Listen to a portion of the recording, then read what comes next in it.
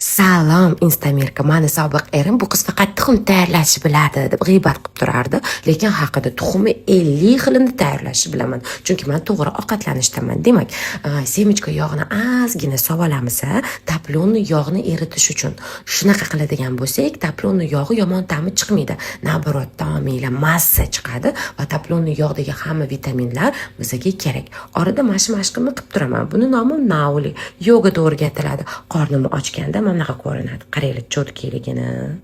Bu bizani kishishnikimizni yuvadi, qornimizni chiroyli qilib beradi. O'rgatolmayman sizlarni.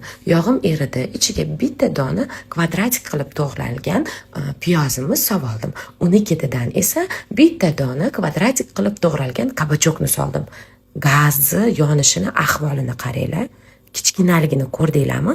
Buni passirovать qilib tayyorlaymiz.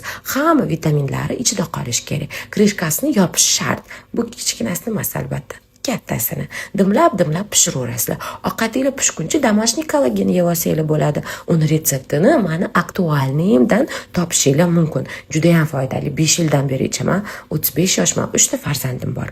Oqsillarim qabul bo'lishi uchun shu fermentlarni ichaman. Amerikani iHerb saytidan zakaz qilaman. Menda chunki oqsil qabul bo'lmaydi yaxshi.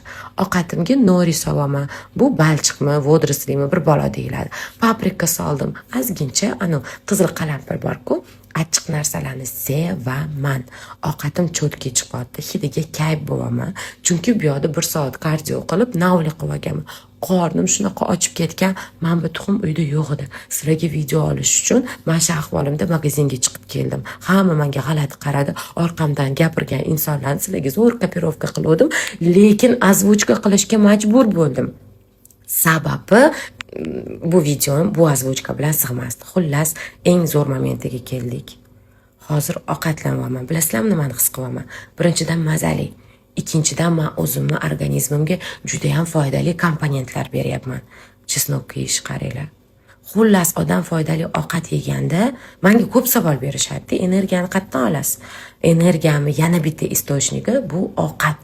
Yomon ovqatlarga biz energiya ishlatamiz. Yaxshi ovqatlarga esa energiyani olamiz. Shuning uchun azizlarim, to'g'ri ovqatlanib yuringlar. Bu bizani hayot sifatimizga juda ham foydali. Menga podpiska tashinglar, istoriyamni kuzatinglar. Istoriyalarimda o'zim haqimda gapirib beraman, ovqatlarim haqida gapirib beraman. Xullas, motivatsiyani katta dozasi menda bor. Kelinglar, marhamat, xush kelibsizlar.